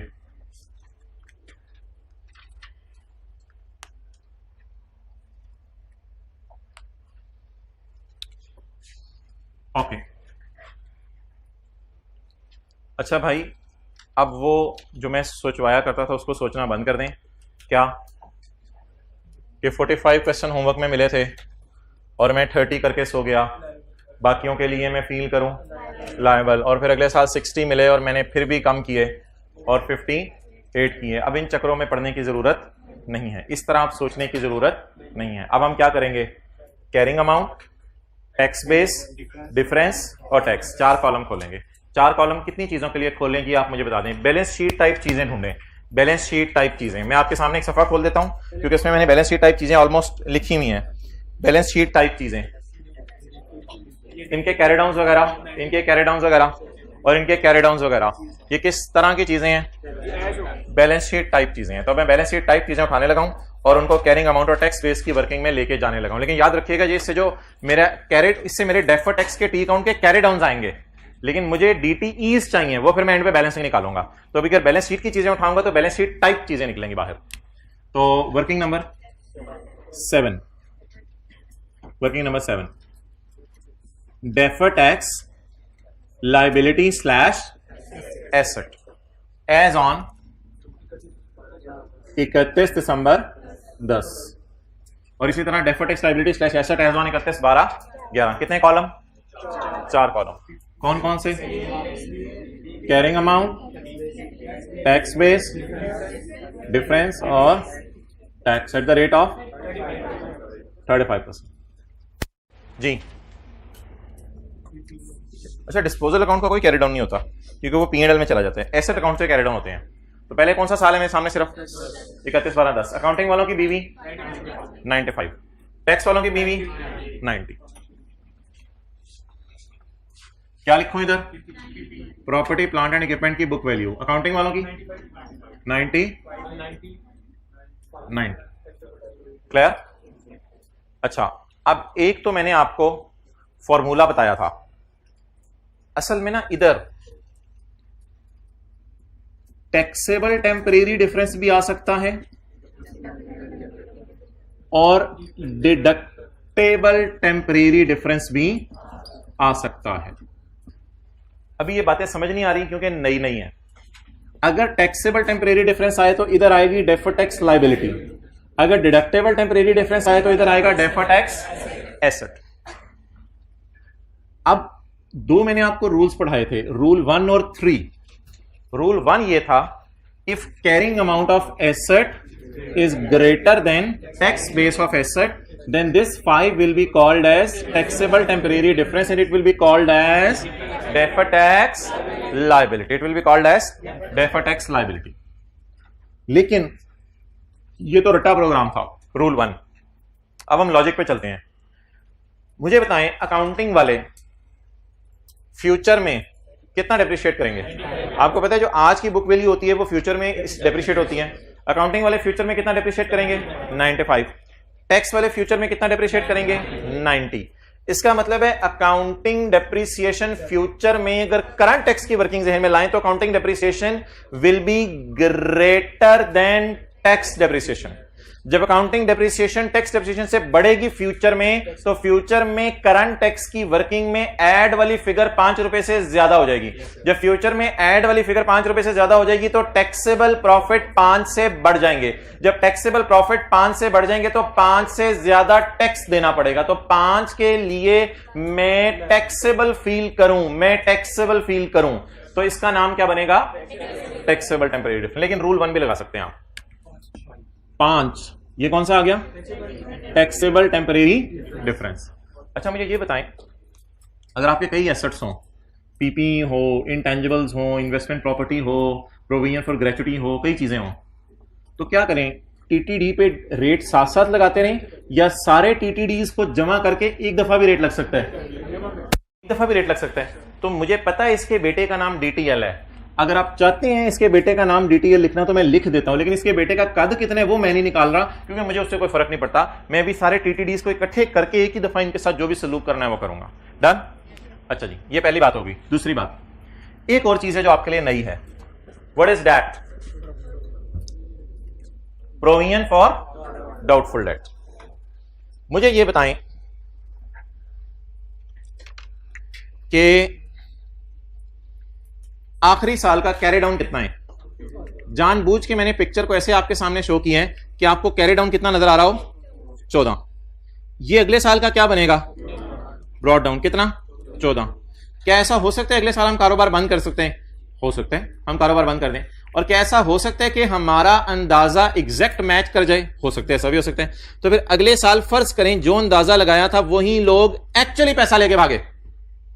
अब इनका खर्चा बुक करने की जरूरत नहीं है, वो कैरी डाउन में पड़े हुए, मतलब है खर्चा बुक हुआ है, अब इधर डालने की जरूरत नहीं है इनको। जितना अंदाजा लगाया था उतने ही भाग गए। 14 का अंदाजा था, 14 के 14 भाग गए। कैरी डाउन कितना आ गया, 0 आ गया। मुझे बताएं अब क्या अगले साल, जो मैंने सवाल की रिक्वायरमेंट नहीं है हमारा साल, क्या अगले साल ये 14 का खर्चा टैक्स वाले डिडक्ट करने देंगे? बोले बोले डिडक्ट करने देंगे, क्योंकि ये तो एक्चुअल बैड डेट है, तो टैक्स वाले इसको डिडक्ट करने देंगे।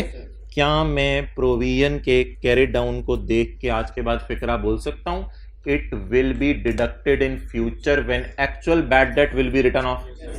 तो आज आपको एक नई बात बताई, प्रोविजन फॉर डाउटफुल डेट का carry down deductible in future होता है। Deductible in why? Provision is an अंदाजा, 14 इज एन अंदाजा, अंदाजे टैक्स वाले माइनस नहीं करने देते। इस 14 को टैक्स वाले कब माइनस करने देंगे? जब कभी एक्चुअल खर्चा होगा। तो ऐसे ही सफे में कहीं लिखें, सफे के टॉप पे जाके 14 पे स्टार डाल के, दिस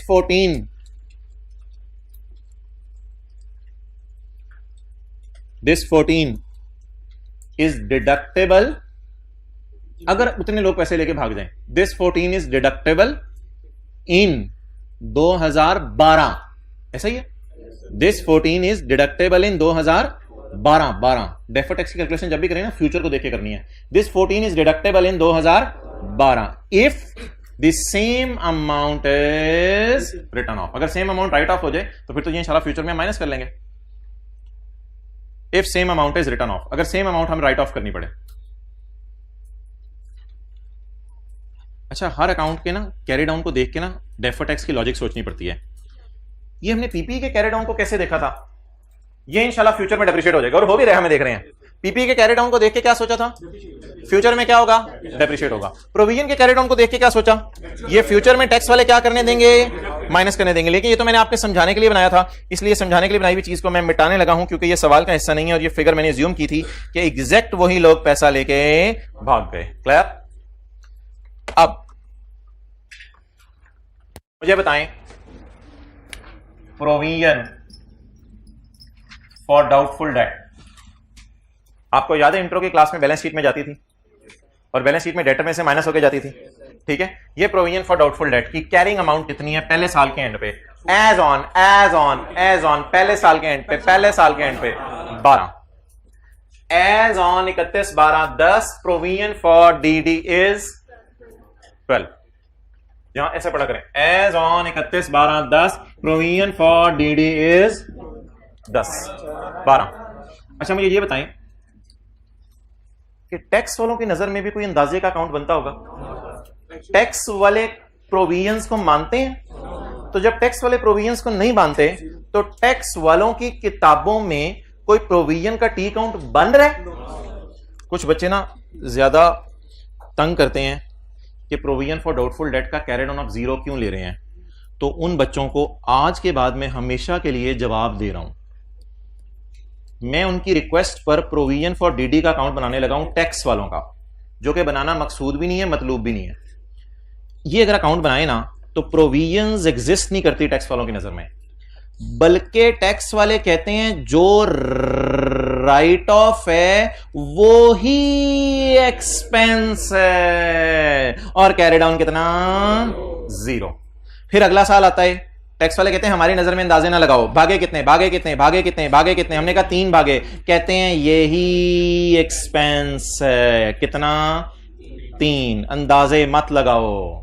तो ये अकाउंट बनेगा प्रोविजन फॉर डाउटफुल डेट का किन की नजर में, but this account is not at all acceptable in ICAP, you are not supposed to prepare this. इससे पहले कि आप नोट करें मैं इसको मिटा दूं, बस सादा सी बात लिख लें, provision for doubtful date have a tax base of 0 हमेशा के लिए। Provision for doubtful date has a tax base क्या होती है, टैक्स वालों की balance sheet, provision for doubtful date will always have a tax base of 0, यानी tax वाले अंदाजे नहीं लगाते, उर्दू में लिख लें ऑफ 0।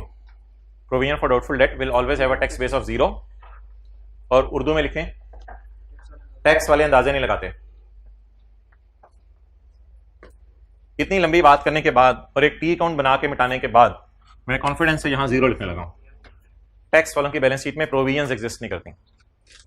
ओके, आप बता दें ये 12 डिडक्टेबल इन फ्यूचर है, टैक्सेबल इन फ्यूचर है। अभी काफी लंबी चौड़ी बात हुई है। ये 12 टैक्स वाले कब माइनस करने देंगे? जब वो एक्चुअल लेके भागेगा। ये 12 का फिलहाल तो अंदाजा ही है ना हमारा, वो अगली हमारी किस्मत के 3 भागे जो भी भागे। फिलहाल इस साल के एंड पे खड़े होकर हम क्या सोचेंगे कि ये 12 हैं और 12 के 12 भाग भी सकते हैं। तो this 12 will be deductible in future when actually return of, when actually return of. तो क्या मैं कह सकता हूं इस 12 को डिडक्टेबल टेम्परेरी डिफरेंस? तो बता दें इस 12 का क्या नाम रखूं? Deductible temporary difference. और इसके बेटे का नाम डेफर्ड टैक्स एसेट।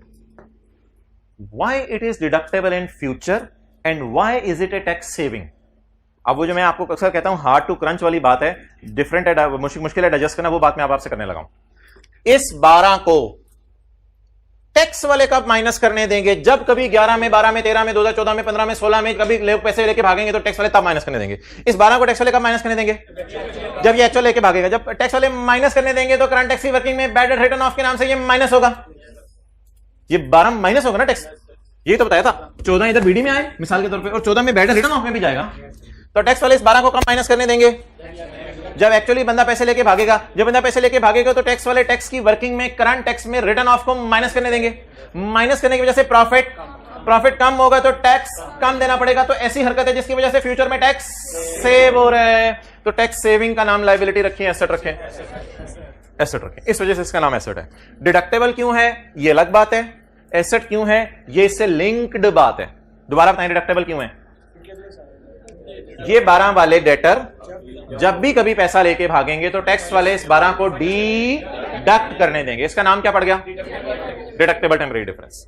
अगला सवाल, जब टैक्स वाले इसको करंट टैक्स की वर्किंग में डिडक्ट करने देंगे बैड रिटर्न ऑफ के नाम से, तो वो करने की वजह से प्रॉफिट्स, टैक्सेबल प्रॉफिट्स कम हो जाएंगे। कम होंगे तो टैक्स कम देना। जब टैक्स कम देना पड़ेगा तो आज खड़े होकर फ्यूचर में हमें क्या मिलनी है? सेविंग। उस सेविंग का नाम क्या रखें? Deferred tax asset.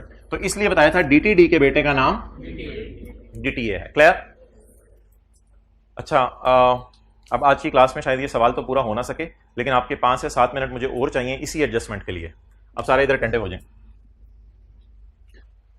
मैं डेटर्स का कैरी डाउन एज्यूम कर रहा हूं, डेटर्स का कैरी डाउन एज्यूम कर रहा हूं। सवाल में गिवन नहीं है।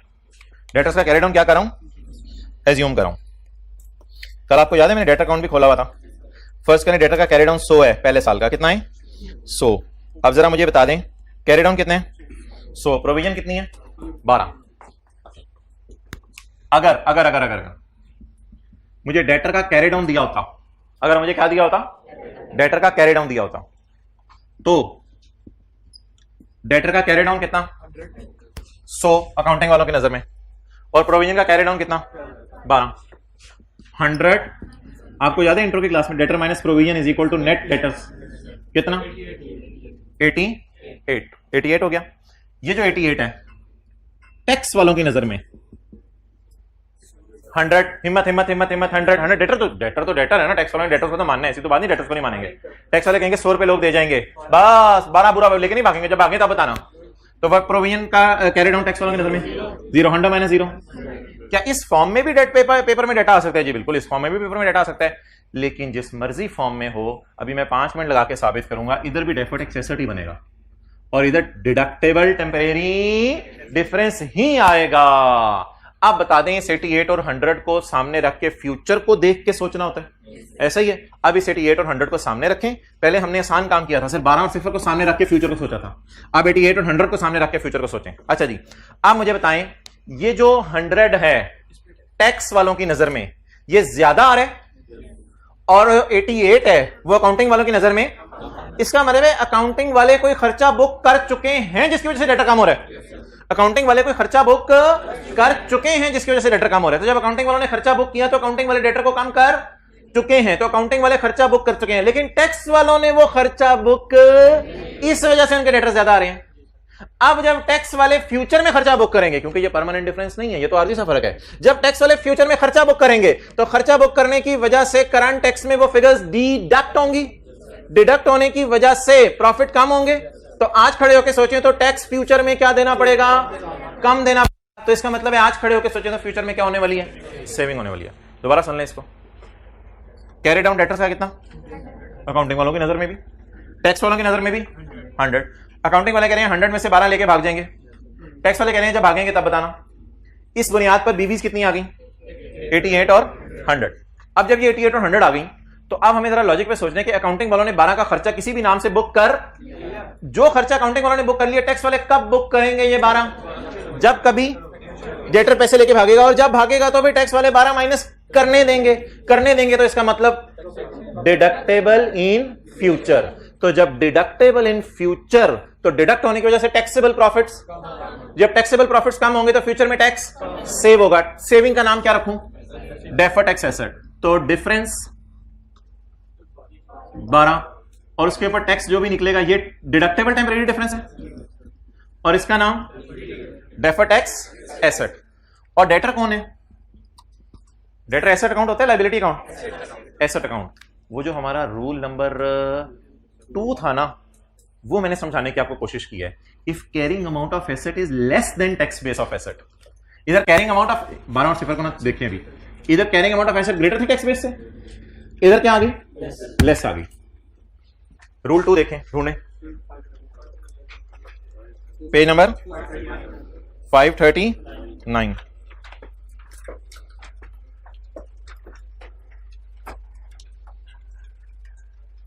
Page 539, rule number 2।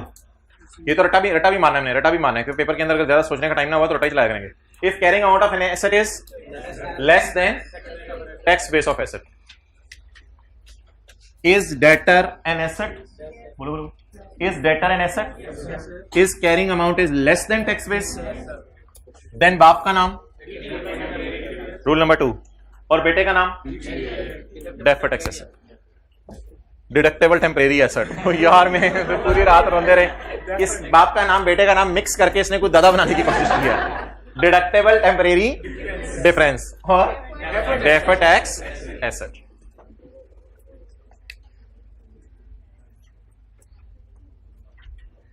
$100 एज्यूम किया मैंने, 100 एज्यूम किया मैंने। आपकी किताब पर जहां ये सवाल है, ये वाला जो सवाल हम कर रहे हैं पास पेपर क्वेश्चन 2, उसके साथ वाला सफा खाली है नहीं, उसके थोड़ा सा खाली है नीचे से, तो वहां पे आप चाहें तो ये बात नोट कर सकते हैं। ये अपने सोल्यूशन में ना डालिएगा, फिर आपने ढूंढ रहे होने 100 कहां से आया।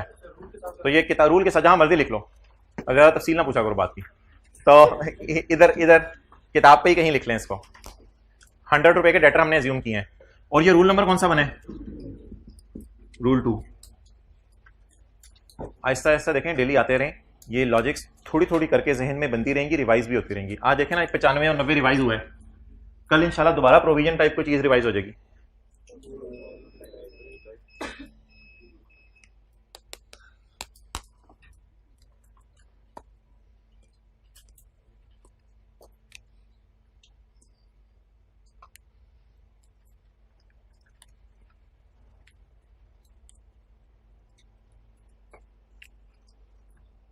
अच्छा भाई, अब एक मजे की बात, होमवर्क आपका कोई नहीं है, आपने यही लॉजिक्स घर जाके सोचनी है बस। अच्छा, अब एक मजे की बात, आज नहीं एथिक्स याद करने, वो 3 दिन से मैं बता रहा हूँ एथिक्स याद करने हैं। वो प्रोजेक्टर नहीं चल रहा, मैंने आ जाना फिर। अच्छा चल रहे, देखो आप, अब्दुल्ला राजपूत, मुझे आपकी आवाज लगी थी, कौन बोले थे जी? ऑन हो गया उधर प्रोजेक्टर? अच्छा पॉज कर दो ना। अच्छा, तो मैं इधर लिख रहा था कि मजे की बात यह है, इस 12 के बारे में मैंने आपको कैसे सोचवाया है, घर जाके कैसे सोचने अकेले में बैठ के। ये 12 रुपए टैक्स वाले कब माइनस करने देंगे, जब कभी वो एक्चुअली पैसे लेके भागेगा, इसलिए इसको डिडक्टेबल इन फ्यूचर। जब माइनस करेंगे तो प्रॉफिट क्या होगा, रहने दो इसको, छोड़ो भाई, प्रॉफिट कम होगा, प्रॉफिट कम होने से टैक्स कम होगा, तो टैक्स की सेविंग को बुक करने का नाम क्या है, डेफर्ड टैक्स एसेट। अब मेरा आपसे ये सवाल है कि क्या मैं 5 को 35% से मल्टीप्लाई करके यहां जो जवाब आ रहा है वो लिखूं, और 12 को 35% से मल्टीप्लाई करके यहां जो जवाब आ रहा है वो लिखूं, या फिर मैं इनको जमा करूं या नेट करूं? नेट करूं। अच्छा, दो गांव हैं, एक गांव चीचू की मलिया में है, एक गांव जो है वो इथोपिया में है।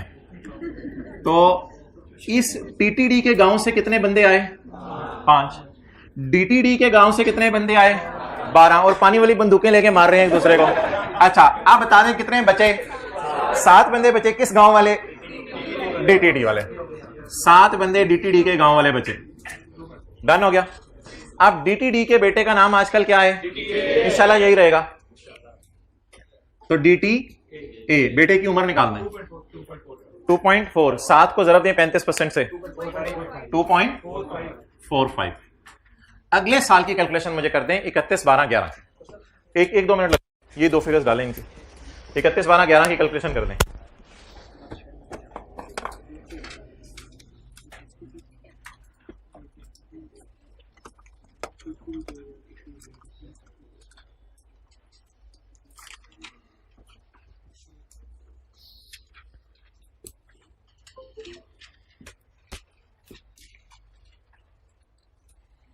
ऑनलाइन वाले हजरात की जूम मीटिंग होती है ट्यूसडे को, और ट्यूसडे की फजर में व्हाट्सएप खोल के चेक कर लिया करें कि किस टाइम मीटिंग है। पिछली रात को जो है वो मैसेज आ गया होता है, और मीटिंग में 20-25 मिनट में वेट करता हूँ, तकरीबन 20 मिनट। अगर कोई ना आए या सवाल ख़त्म हो जाए तो मीटिंग क्लोज़ कर दी जाती है। उसके बाद अगर आप मीटिंग को प्रेस करके ये कह रहे होते हैं कि मीटिंग कब शुरू हुई थी तो कब ख़त्म हुई थी, तो ये आपका कसूर है, इसमें मेरा क्या कसूर है। अच्छा, तो ये तो आपके समझने के लिए लिखा था। और अगर कोई बंदा ये लेक्चर बड़ी ईद के करीब सुन रहा है, खुदा के लिए आगे बड़े लेक्चर पड़े हैं, जल्दी जल्दी कवर कर लें, वरना मैं क्या कहूँ, खुदा के लिए आगे बिल्कुल टाइम नहीं मिलना। अगस्त में आपके 6-6 घंटे की 2 क्लासें, यानी 12 घंटे की क्लास एक मुझे चाहिए होती है, और 1-2 दिन वैसे ही अगस्त में ऊपर लग जाते हैं, नॉर्मल भी, वो पता नहीं चलता। तो इसलिए जितना भी है वो साथ साथ अभी आप कवर करने की कोशिश करें, इसको पेंडिंग ना छोड़ें। और ये मैं शौक से नहीं कर रहा, ऑब्वियसली जो भी है सिलेबस की मजबूरी है। 31, 12, 11 बताएं ये कैरिंग अमाउंट्स, पीपी और प्रोविजन फॉर डाउटफुल डेट। अच्छा देखें, जैसे जैसे दिन आगे बढ़ेंगे ना, आपको चीज़ों में आसानियां महसूस होंगी। वजह सुने क्यों। अभी ये जो 4 फिगर्स है ना, ये मुझे उम्मीद है इंशाल्लाह 99% बच्चे सही बता देंगे, क्योंकि ये फिगर्स उठाना बड़ी आसान है। फिर जो फड्डा रह जाता है ना कि ये टीटीडी पैदा होना है या डीटीडी पैदा होना है, और फिर आगे उसका बच्चा कौन सा पैदा होना है, डीटीएल पैदा होना है या डीटीए पैदा होना है, इस फड्डे पे थोड़ी हमारी डिस्कशन हो जाती है। वो डिस्कशन भी कभी कभी हम अगर ना करना चाह रहे हो तो रूल 1, 2, 3, 4 पे नजर मार आते हैं, रूल 1, 2, 3, 4 पे नजर मार के कर लेते हैं। प्रोविजन के लिए कौन सा रूल है ये भी आपने देखना नहीं है, ये मैंने आपको लॉजिक पे समझाया। प्रोविजन के लिए 4 रूल में से कौन सा रूल है वो मैं कल बताऊंगा। फिलहाल मैंने इसको डेटर में करवा के एक रूल बता दिया था। अच्छा जी, कैरिंग अमाउंट्स और टैक्स बेस, पीपीई की। अच्छा इधर से पढ़ा करें, एज ऑन 31, 12, 11 अकाउंटिंग वालों का पीपीई जी कितना 82.5, और टैक्स वालों का पीपीई 82.5 और 80। As on 31, 12, 11 provision for doubtful debt का कैरी डाउन 14, और टैक्स वालों की WDV या टैक्स वालों की कैरिंग अमाउंट, इसकी कोई एग्जिस्ट नहीं करता। टैक्स वालों की नजर में प्रोविजन का अकाउंट एग्जिस्ट नहीं करता। ओके, अब मुझे बता दें डिफरेंस। वैसे तो रूल 1 लग सकता है, carrying amount of asset is greater than tax base of asset, लेकिन थोड़ा सा सोच लेते हैं क्या है हमारा। वेले बैठे हुए हैं। अकाउंटिंग वाले फ्यूचर में कितना डेप्रिशिएट करेंगे 82.5, टैक्स वाले जिसकी वजह से अकाउंटिंग डेफिसिट बढ़ेगी। अकाउंटिंग डेफिसिट बढ़ने की वजह से फ्यूचर के टैक्सेबल प्रॉफिट बढ़ जाएंगे। जब टैक्सेबल प्रॉफिट बढ़ेंगे तो टैक्स ज्यादा देना पड़ेगा, तो टैक्सेबल फील करें। तो 2.5 CGD इस तरह बोला करें घर में, जरा मजा आएगा। CGD निकल आया, पुत्र की हो गया, मैं CGD निकल आया मुझे। अच्छा आगे चलें, पुत्र कोई नहीं, थोड़ी देर बाद DTD भी आएगा। ओ अम्मी वेल। अच्छा जी, अच्छा अब आप 14 और 0 का डिफरेंस कैलकुलेटर बना लीजिएगा, शर्म सी आएगी कैलकुलेटर को भी। 14 चपेड़, कैलकुलेटर भी चपेड़ा नहीं चाहिए एक जो आपके मुंह पे आगे लगे। 14 - 0, वैसे पेपर में तो बंदा 13 - 2 भी कर रहा होता है कैलकुलेटर पे, लेकिन इधर वैसे ही कर लेंगे जरा। 14 - 0 14 आ गया। अच्छा ये टैक्स वाले कब डिडक्ट करने देंगे, फ्यूचर में, तो डिडक्टेबल टेम्परेरी डिफरेंस। अब कितने किस्म के गांव से लोग आए हैं, तेरी कॉलोनी खत्म हो गई। कितने किस्म के गांव से लोग आए हैं? 2 किस्म के। डीटीडी के गांव से फिर ज्यादा बंदे आ गए बंदूक के, तो बाकी डीटीडी वाले बंदे बच जाने। 11 पॉइंट डिडक्टेबल टेम्परेरी डिफरेंस। इनके बेटे का नाम डेफोटेक्स एसिड, इनके पुत्र का नाम है आजकल। 4 पॉइंट नहीं पॉइंट्स के बाद 2 डिजिट्स बस कराएं। 4.03।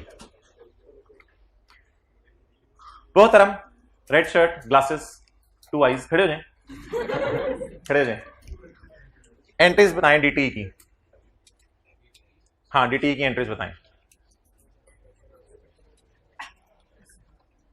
आप खड़े हो जाएं। नेक्स्ट, डीटी की एंट्रीज बताएं। कुछ बोल के बैठ जाना है, बस कुछ बोल के बैठ जाएं। आप खड़े हो जाएं, डीटी की एंट्रीज बताएं। आप खड़े हो जाएं, डीटीई की एंट्रीज बताएं। आप खड़े हो जाएं, डीटीई की एंट्रीज बताएं। आप खड़े हो जाएं, डीटी की एंट्रीज बताएं। आप खड़े हो जाएं, डीटी। बंदे ने जवाब दे दिया सही। आप खड़े हो जाएं, डीटी की। हाँ, बैठ जाएं। पहले टी कौन बनेगा, ये बोलना था। पहले क्या बनेगा? टी काउंट बनेगा। फिर टी काउंट से क्या निकलेंगी बाहर? एंट्रीज निकलेंगी। टी काउंट बनाएंगे। अच्छा, मुझे ये बताएं, टी काउंट कितने सालों का बनाने हैं? 2010 और 2011। अगली बात का जवाब आपने डंके की चोट पे देना है कि 2010 और 11 का जो मैं अकाउंट बनाऊंगा उसमें पहली तारीख कहां से शुरू करूंगा? 1 जनवरी 10 से शुरू करूंगा। क्या मुझे बताएं, 31/12/11 में मेरे और टैक्स वालों में इख्तलाफ है। 31/12/11 में अकाउंटिंग वालों की और टैक्स वालों की बीवी में लड़ाई हो रही है। 31/12/10 को खड़े होकर अकाउंटिंग और टैक्स वालों की बीवी में लड़ाई हो रही है। तो क्या 31/12/9 पे भी अकाउंटिंग और टैक्स वालों की बीवी में लड़ाई हुई होगी ना? हुई होगी या नहीं हुई होगी? तो सोचनी आपस में क्या लड़ाई हुई होगी? तो 31/12/9 पे खड़े होकर भी अकाउंटिंग और टैक्स वालों की बीवी में लड़ाई हुई होगी, या तब सब बराबर होंगी वैल्यूज? लड़ाई हुई होगी। तो 31/12/9 की कैलकुलेशन मुझे करने की जरूरत है, या 31/12/9 का कैरेट डाउन शायद सवाल में दिया हो? अगर 31/12/9 के कैरेट डाउन के साथ उसने डीटीडी लिखा हुआ तो फिर हम रेट लगाएंगे डीटीए निकालने के लिए। लेकिन अगर 31/12/9 बोलना था मैंने, 31/12/9, अगर 31 जा रहे हैं। Okay guys, so what I was saying कि 31/12/9 मैंने बोलना था। 31/12/9 का अगर हमें डीटीडी दे दे तो रेट लगा के डीटीए निकाल लेंगे। बाप गिवन और टू बेटा तो पता चल ही जाएगा। और अगर दे ही डीटीए दे तो फिर तो बहुत अच्छी बात है। अच्छा, मुझे बता दें, टी काउंट में क्या जाते हैं? बाप जाते हैं, बेटा जाता है? जल्दी बताएं, टी काउंट में बाप जाता है, बेटा जाता है? बाप को तो आप, बेटे को तो सैर कराएं। तो बताएं कहां पे लेके, मतलब कि खुआरी होनी है ना सैर करने में, इसलिए मैं किसका। तो आप बताएं किसको सैर करानी है? टी काउंट किसका बनता है? डेफर्ड टैक्स लायबिलिटी या एसेट का टी काउंट बनता है ना। तो अब 31/12/11 का ये डीटी है, 31/12/11 का ये डीटी है, 31/12/10 का ये डीटी है, और 31/12/9 का डीटीए फॉल सीलिंग में मैंने छुपाया हुआ, मैं आपको दिखा नहीं रहा, उस सवाल से जाके ढूंढ लेते हैं। इसी तरह की एक कैलकुलेशन, ये फॉल सीलिंग आप उठाएंगे तो वर्किंग एक हुई होगी deferred tax liability as on 31/12/9 को।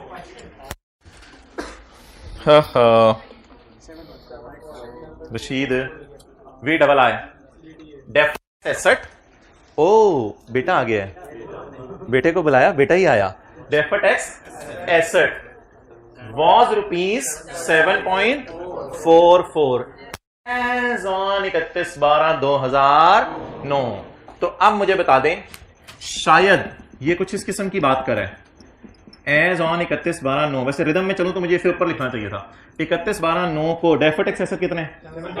7.44। इसने सही निकाला होगा या हम चेक कर लें? नहीं, सही निकाला होगा, कोई नहीं, सही निकाला होगा। 7. चेक भी तो है, ये बीडीज वगैरह अवेलेबल है वैसे, लेकिन छोड़े। अच्छा जी, 31/12/9 का बैलेंस क्या सवाल में अवेलेबल है? अब हम किसका अकाउंट खोलें? शुक्र है प्लांट मशीनरी नहीं बोला आपने। किसका अकाउंट खोलें? डेफर्ड टैक्स एसेट का अकाउंट खोलें, क्योंकि ये भी एसेट है, ये भी एसेट है, ये भी एसेट है, तो इतने एसेटों में एसेट का अकाउंट ही खुलेगा। 2-4 बंदे हिम्मत करवाएं जरा, मुझे एसेट अकाउंट खुलवाएं। हर गाय वर्किंग नंबर 8 7 वाले से खुलवाए। वर्किंग 8, वर्किंग 9 मैं खोल लेता हूं, ठीक है। डेफर्ड टैक्स कभी कभी लायबिलिटी अकाउंट बनता है और कभी कभी एसेट अकाउंट बनता है। फिलहाल मैं एसेट ही लिख रहा हूं। ओके, चुप कर देना जी, बोलें। यकम जनवरी, ब्रॉड डाउन के साथ में क्वेश्चन लिख देता हूँ, क्वेश्चन में अवेलेबल है। कितना? 7.44। ये वो बीवियों की लड़ाई है जो पिछले साल के एंड पे हुई होगी, ये उसके असरात हैं। 7.44 डन, डेफर्ड टैक्स एसेट हो गया। अब 31/12/10 को मुझे वो बताएं, एसेट ही है हमारा। 31/12/10 को एसेट ही है। कितना है? 2.45। इस कैरी डाउन को मैं फखर से क्या बना लूं? Brought down. आप अंजुम से ब्रॉड डाउन बनाइएगा, मैं फखर से ब्रॉड डाउन बनाता हूं। 2.45 हो गया। अब 31/12/11 का कैरी डाउन, आप भी सीरियस क्यों? 31/12/11 का कैरी डाउन, आपके लिए तो लीज की समरी तैयार की है। 31/12/11 का कैरी डाउन 4.03। आप क्लास के बाद अकेले आए थे, लोग बंदे लेके आते हैं। 4.03। बोले 31/12/11। आप लोगों की एक एक बात याद रहती है, जब आप सामने आते हैं पूरी पिक्चर सामने आ जाती है। कैरी डाउन बोले 4.03। क्लियर? अब आप मुझे बता दें मोहतरम, आप 6 हज़रात जिनको मैंने खड़ा किया था, क्या अब आप डीटीज की एंट्रीज करवा सकते हैं? नहीं, अभी बैलेंसिंग आएंगे। अभी बैलेंसिंग आएंगे। बैलेंसिंग बोले 4.99। सजी खबी नहीं, सजी दिखा के खबी। अच्छा, डेफर्ड टैक्स एक्सपेंस बैलेंसिंग 4.9। यार मजा आ रहा है, फास्ट फूड का सवाल हो रहा है सीधा। 4.9। आगे चलें जी, पुटी साइड पे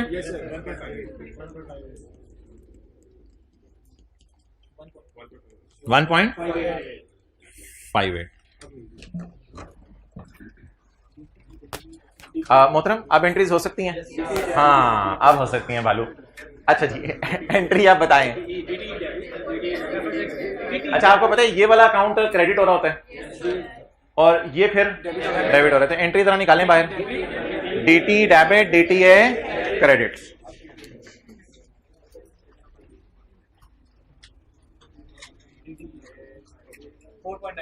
$4.99। बबलू खड़े हो जाओ। यार ये क्या सर कहते थे? टीई डेबिट, टीई डेबिट, ये क्यों कहते थे sir? TE debit, TE debit. Excellent, जबरदस्त जबरदस्त। माइनस करने के लिए इन दोनों को माइनस करने के लिए excellent, well done, I really appreciate. ये तो स्पॉन्टेनियस जवाब देना ना, घर से तैयार भी नहीं हो गया था। अच्छा, कल आपने ना जुमे का इंतजार नहीं करना, कल से नहा के आना है। ये बड़ा तो है ना, इंपॉर्टेंट कॉन्सेप्ट शुरू हो रहे हैं आगे, ठीक है? फ्रेश होके आना है आपने। तो वैसे कुछ तो बड़ी ईद का इंतजार कर रहे हैं, टी डेबिट टी, और कुछ बड़ी ईद के बाद भी ये लेक्चर ले रहे हैं। अच्छा, टी डेबिट और टी डेबिट, इधर टी क्या हो गया? डेबिट, और इधर डीटीए डेबिट और डीटीई क्रेडिट। DTA debit. खैर, अगर बड़ी ईद के बाद लेक्चर ले रहे हैं तो आप 3 लेक्चर डेली लेंगे, कुछ आगे फिर टाइम नहीं है जी। 1.58 लेक्चर लेना काफी नहीं है, उसको तैयार करना भी जरूरी होता है। ठीक है, अब इसको यहाँ P&L के एक्सट्रैक्ट्स बनते थे और वो मैं बना नहीं रहा क्योंकि वो मांगे नहीं हुए, और नोट हम उधर ही बनाते हैं। कल इंशाल्लाह इसका नोट बनाएंगे। अभी नोट आप बनाइएगा ना, नोट मैच नहीं करेगा क्योंकि नोट में एक रिकंसाइलिंग आइटम आना है, वो फिर मैं आपको बताऊंगा क्या आना है। तो इंशाल्लाह फिर कल मिलते हैं। अच्छा, ये ना सारी चीज़ें इंशाल्लाह कल हम रिवाइज करेंगे। मैं कोशिश करूंगा ये भी लिख दूं आके चीज़ें, ये सारा रिवाइज करेंगे कल। होमवर्क नहीं